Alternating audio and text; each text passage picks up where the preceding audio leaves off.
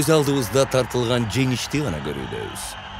Суктанабыз, сыймыктанабыз, сүйүп кабыл алабыз. Бирок көшөгөнүн артында эмне бар экенин сезбейбиз.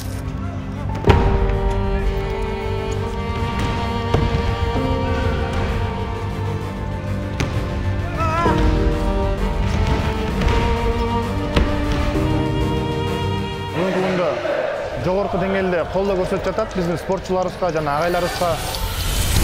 Ошондуктан мен өзүм жөнүндө айта кетейин. Мен машыгып баштаганда элементарно мен бут кийим чуркаганы болобу, килем үстүндө машыкканы болобу, мен бут кийим алганга возможностьтум жок болуп калган күндөр болчу.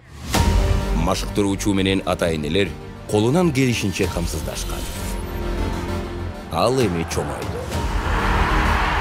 Ал жеңди.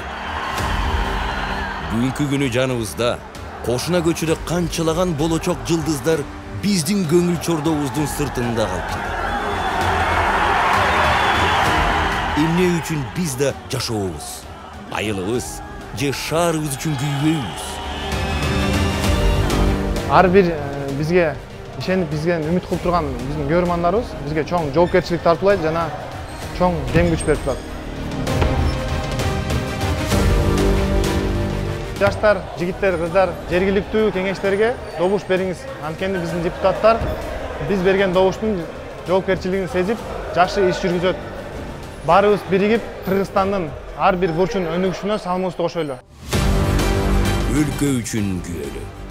Өз айылың, өз шаарың үчүн добуш бер.